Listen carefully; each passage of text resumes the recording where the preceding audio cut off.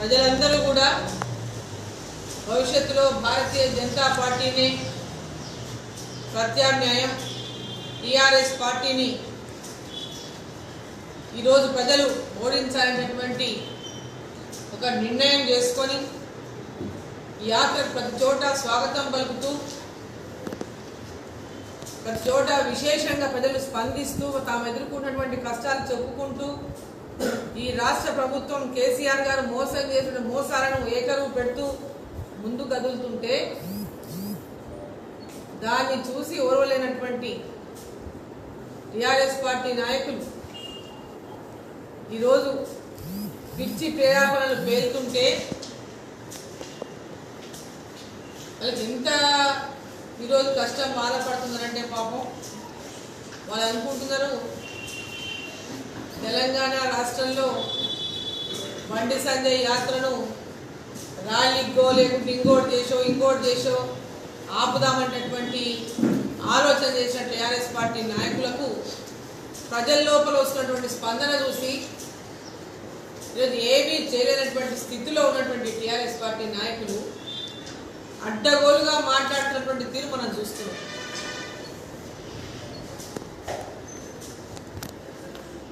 వాళ్లకు అంటే తెలంగాణ రాష్ట్రం ఏర్పడ్డ తర్వాత ఏర్పడక ముందు నుంచి ఉద్యమ సమయం నుంచి కూడా టీఆర్ఎస్ పార్టీ నాయకులు మాట్లాడినటువంటి భాష కానీ వాళ్ళ యొక్క మాట తీరు పద్ధతి కానీ తెలంగాణ ప్రజలంటే ఇట్లా మాట్లాడుతారా అనేటటువంటి పద్ధతిని సెంటిమెంట్కి ఉపయోగించుకుంటే పనికి వచ్చిందేమో కానీ తెలంగాణ రాష్ట్రం ఏర్పాటు అయిన తర్వాత కూడా అడ్డమైనటువంటి భాష మాట్లాడి సంస్కారహీనంగా సంస్కారం అనేదే లేకుండా ఈయన మొన్న మాట్లాడండి ఆయన ఎవరు ముఖ్యమంత్రి కొడుకు బట్టబాజిగాళ్ళు లుచ్చగాళ్ళు ఇది ఒక భాషనా ఇదేనా ఆయన అంటే పాపం ఎడమకాలు చెప్పుతోంది అంటారట పదవిని ఎడమకాలు చెప్పుతోంది అన్నతోళ్ళం మీ కుర్చీలు ఎందుకయా మీకు సీట్లు ఎందుకయా బాబు ఎడమకాల చెట్టుతోనే పదవిని దండేస్తారట. ఆ పదవి కోసం ఏదో అడ్డమైన గడ్డి తింటున్నారు మీరు. ఆ పదవులు కాపాడుకోవడానికి ఏదో అడ్డమైన గడ్డి తిని తెలంగాణ రాష్ట్రాన్ని దోచుకొని ప్రాజెక్టుల పేర్ల మీద లక్షల కోట్లు మీ జేబులు నింపుకొని తెలంగాణ ప్రజల నోట్లో మట్టి కొట్టి ఆ కుర్చీలు కాపాడుకొని కదా వేలాది కోట్లు వందలాది కోట్లు ఎలక్షన్లలో పంపిణీ చేస్తున్నది మీరు కాదా? మరి దేనికోసం మీరు అన్ని లక్షల కోట్లు అన్ని వేల కోట్లు ఓట్ల కోసం పంచడానికి మీకు ఎక్కడి నుంచి వస్తుంది? ఎడమకాలు చెప్పుతో సమానమైతే మీ పదవులు మరి ఆ కుర్చీ కాపాడుకోనికి పీకే తీసుకొచ్చుకున్నారు కదా. పీకే ఎందుకు వచ్చినప్పుడు మీ దగ్గరికి తెలంగాణ రాష్ట్రంలో భారతీయ జనతా పార్టీకి భయపడే ఈరోజు మీరు పీకే దగ్గర కురికిండ్రు. ఇక మీ యొక్క మాయాజాలం ఇక వాడదు, మీరు చెప్పినటువంటి మాయమాటలు ఇక ముందుకు పోవు, ప్రజలు నమ్మే స్థితిలో లేరు. మళ్ళీ కొత్తగా ఏం చెప్పి నమ్మించాలి, ఏం చేసి మోసం చేయాలనేటువంటి విధంగా ఈరోజు ఆలోచన చేయక పీకే దగ్గర కురికిండు మీ అయ్యా. కేసీఆర్ ఎందుకు కురికిండు పీకే దగ్గరికి? ఎందుకు వెళ్ళిపోతుంది? ఈరోజు ఫామ్ అవుతున్నారంట. ఒకరోజు ప్రగతి భవన్లో భోజనం, ప్రగతి భవన్లో నిద్ర, ఫామ్ హౌస్లో మళ్ళీ ఒక రోజు భోజనం. ఎందుకోసం ఇదంతా నడుస్తుంది కదా? ఢిల్లీలో పోయి వారం రోజులు పీకేతో చర్చలు. మీ మీద మీకు విశ్వాసం కోల్పోయే కదా. మీ మీద టీఆర్ఎస్ పార్టీకి వాళ్ళ స్వతహాగా వాళ్ళ మీద వాళ్ళ విశ్వాసం కోల్పోయి ప్రజల లోపల తీవ్రమైనటువంటి వ్యతిరేకతలను మూట కట్టుకొని అడుగడుగునా తెలంగాణ ప్రజల విశ్వాసాన్ని కోల్పోయి తెలంగాణ ప్రజలు నమ్మేటటువంటి పరిస్థితులు లేదని తెలుసుకొని ఇక పీకే దగ్గర పీకే యొక్క సహాయం కోరుతూ స్ట్రాటజిస్ట్ కావాలి, కన్సల్టెంట్ కావాలి. తెలంగాణలో గెలవాలంటే కన్సల్టెంట్ కావాలి. ఓ కన్సల్టెన్సీ పెట్టుకుంటే తెలంగాణలో వ్యతిరేకత పోతుందా? నువ్వు ఇచ్చినటువంటి హామీలు నెరవేర్చినట్టు అయిపోతుందా? నువ్వు ఎవరి కన్సల్టెన్సీ పెట్టుకున్నా, ఏ పీకేని పెట్టుకున్నా, ఇంకెవరిని పెట్టుకున్నా, ఎవరిని పెట్టుకున్నా ఈరోజు తెలంగాణ ప్రజలు ఒక నిర్ణయానికి వచ్చేసింది.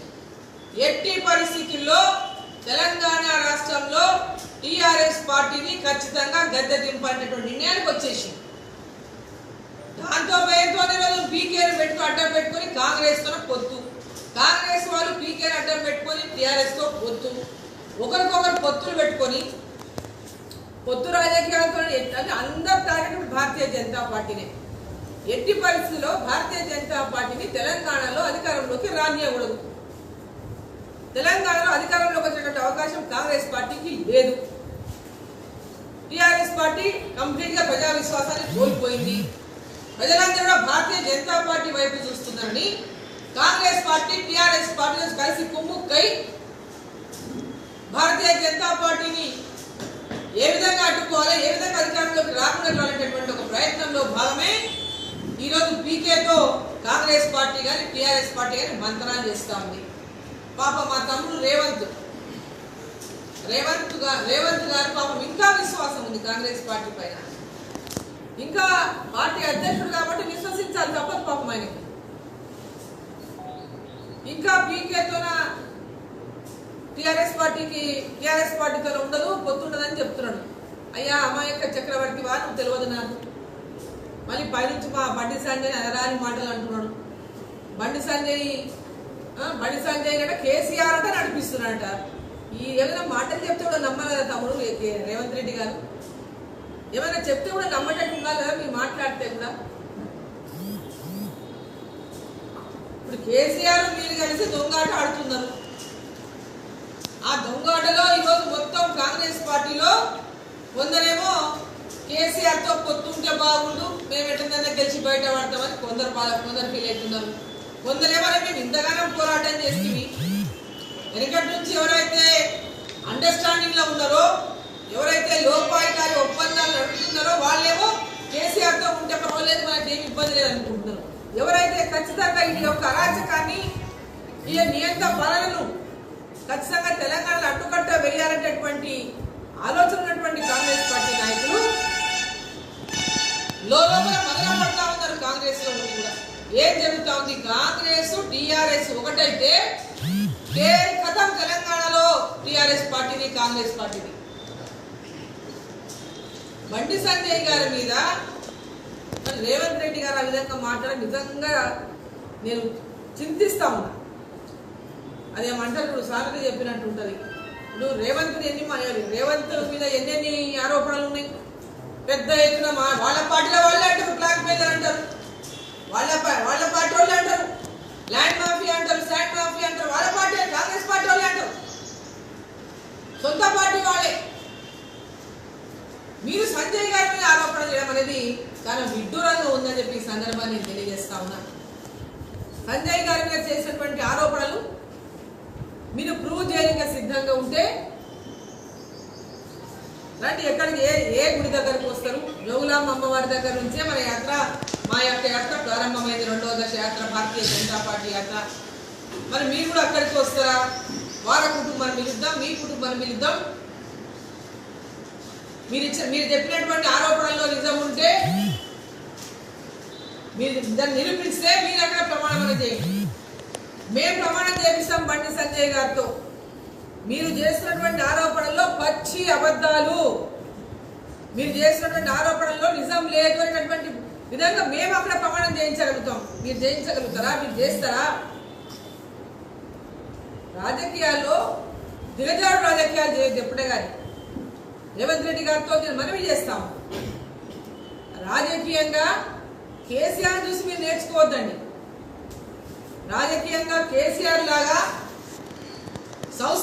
సంస్కారహీనమైనటువంటి మాటలు మాట్లాడుతూ ప్రజలు కూడా దాన్ని హర్షించరు. ఇష్యూస్ మీద మాట్లాడండి. భారతీయ జనతా పార్టీ రోజు భారతదేశంలో ఒక బలమైనటువంటి పార్టీగా, ప్రపంచ దేశంలోనే బలమైనటువంటి శక్తిగా భారతీయ జనతా పార్టీ ఉంది. ప్రజలందరూ కూడా భారతీయ జనతా పార్టీని మళ్ళీ అధికారంలోకి రావాలని కోరుకుంటున్నారు. ప్లస్ కాంగ్రెస్ పార్టీ పరిస్థితి ఏంటో మీరు చూస్తుంది స్వయంగా. ఈ రాష్ట్రంలో మీరు పిసిసి ప్రెసిడెంట్ అయిన తర్వాతనే హుజరాబాద్ లో మీ పార్టీ పరిస్థితి ఏంటి? పార్టీ పరిస్థితి కళ్ళతో చూసి స్వయంగా మీరు అధ్యక్షులుగా ఉండి ఈరోజు భారతీయ జనతా పార్టీ ఎద్దేవా చేయడం చూస్తుంటే మరి నవ్వాలన్నా ఏడవాలన్నా మాకు అర్థమవుతుంది. ఈరోజు భారతీయ జనతా పార్టీ వైపే ప్రజల చూపున్నది. కాంగ్రెస్ పార్టీ గురించి ఎక్కడెవరు మాట్లాడుకుంటారు కూడా లేరు. కాంగ్రెస్ పార్టీకి ఇక్కడ నాయకత్వం లేదు, దేశంలో రాజధానిలో నాయకత్వం లేదు, ఢిల్లీలో లేదు, గల్లీలో లేదు. ఈరోజు పార్టీలోనే కుమ్ములాటలు, లుకలుకలు, ఎవరిని ఎక్కడ దెబ్బతీయాలో సొంత పార్టీలో ఎవరు బలంగా ఉంటే వాళ్ళని తొక్కేసినటువంటి కార్యక్రమాలు అవన్నీ స్వయంగా అనుభవించిన వాళ్ళం మేము కూడా. ఇప్పుడు కూడా మన దగ్గర పరిస్థితి ఏంటి? కాంగ్రెస్ పార్టీకి భవిష్యత్తు లేదు. ప్రజలు కాంగ్రెస్ పార్టీతో ఈ దేశం బాగుపడుతున్నటువంటి విశ్వాసం ఈరోజు ప్రజలకు లేదు. నరేంద్ర మోదీ గారి నాయకత్వాన్ని భారతదేశ ప్రజలు కోరుకుంటా ఉన్నారు. అలాగే తెలంగాణ ప్రజలు కూడా కోరుకుంటా ఉన్నారు. ఇక్కడ కూడా డబుల్ ఇంజన్ సర్కార్ రావాలని కోరుకుంటున్నారు. ఇక్కడ కూడా భారతీయ జనతా పార్టీ అధికారంలోకి రావాలి, కేంద్రంలో ఉండాలి, రాష్ట్రంలో ఉండాలి. అప్పుడే అంత్యోదయ అంటే చివరి వ్యక్తి వరకు లబ్ధి జరగాలి. ప్రతి ఒక్కరికి వాళ్ళకు ఈ ప్రభుత్వం అందిస్తున్నటువంటి ఫలాలు ప్రతి ఒక్కరికి చేరాలంటే ఖచ్చితంగా డబుల్ ఇంజన్ సర్కార్ రావాలి. ఇక్కడ కూడా భారతీయ జనతా పార్టీ ఉండాలని ఈరోజు తెలంగాణ ప్రజలు కోరుకుంటున్నారు. విద్యావంతులను అడిగినా, రైతులను అడిగినా, మహిళలను అడిగినా, యువతను అడిగినా, నిరుద్యోగులను అడిగినా, ఏ కేటగిరీలో మీరు అడిగినా ఈరోజు ప్రతి ఒక్కరు కూడా నరేంద్ర మోదీ గారి నాయకత్వంలో ఈ భారతదేశం ముందడుగు వేయాలంటే వారి నాయకత్వంలో మాత్రమే సాధ్యం అనేది ఈరోజు దేశ ప్రజలకు ఉన్నటువంటి విశ్వాసం.